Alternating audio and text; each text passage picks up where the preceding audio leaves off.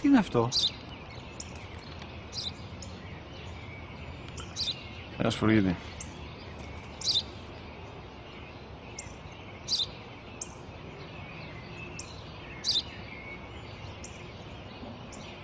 Τι είναι αυτό?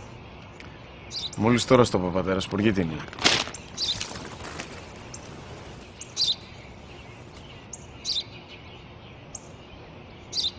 Τι είναι αυτό? Ένα σπουργίτη είναι, πατέρα. Ένα σπουργίτη. Σπου-γι-τι!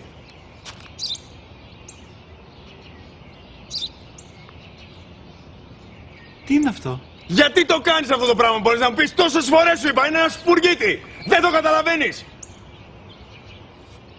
Πού πας?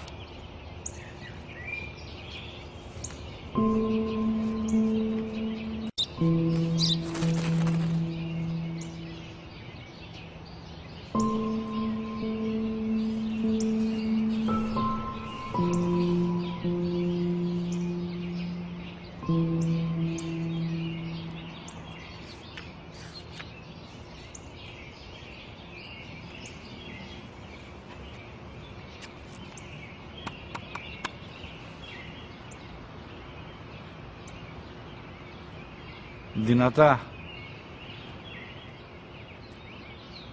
Σήμερα ο μικρός μου γιος που πριν λίγες μέρες έκλεισε τα 3 καθόταν μαζί μου έξω στο πάρκο όταν ένα σπουργίτη ήρθε και κάθισε απέναντί μας. Ο γιος μου με ρώτησε 21 φορές τι ήταν αυτό και το απάντησα και τις 21 φορές ότι ήταν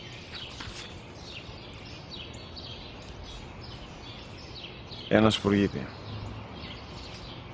Τον αγκάλιασα τρυφερά και τις 21 φορές που μου έκανε την ίδια ερώτηση, ξανά και ξανά, χωρίς να εκνευριστώ, νιώθοντας στοργή για το αθώο μου αγοράκι. وَقَضَى رَبُّكَ أَلَّا تَعْبُدُوا